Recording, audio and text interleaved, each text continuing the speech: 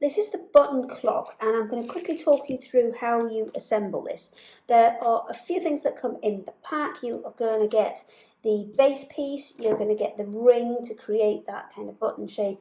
It's got 4 little circles etched into there, which will kind of look like the holes in the button. And there's a central hole, and that is to put your clock mechanism in. So I would definitely recommend decorating this first before you put your clock mechanism in, and you also get a whole stack of numbers as well. Now these are sized so that they can fit either onto the rim of the clock, or you can put them onto the face of the clock as well. So what we've actually done is, with that in mind, I'll put number 7 in there. I'm not going to put them all in because it's going to take me ages. I found a 0 though. Let's just put a 1 in. There we go. So what you will do is you'll stick everything in, and you can either put those, as I said, on the outer side, or you can put them on the inner side. Once you've got everything together, you're then going to attach the clock mechanism. This is the bit that I really wanted to show you. So that's our clock mechanism. You do need to add a battery to it, but other than that, it's ready to go. So what we're first going to do is put that rubber washer onto there. Then we're going to come through from the back and just hold that in place.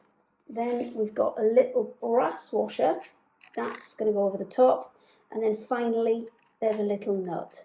So you pop all of those together and screw that down until it's really tight. Now I'm just going to hand tighten this, but I would definitely recommend, if you've got a little spanner or a little adjustable spanner, to just tighten that up a little bit more, because what that will do is stop this from moving about on the back.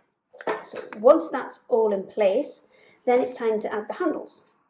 So you've got your 3 handles, and you are always going to add them smallest to largest. So your hour hand goes on first, and you need to be square over the top of it, and then you'll just push it down. Whoops, that was a bit tight, that one.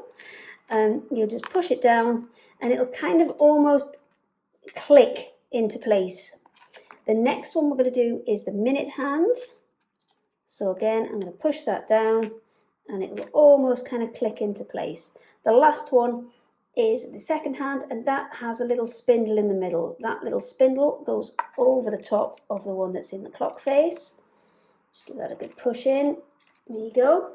And you are ready to go.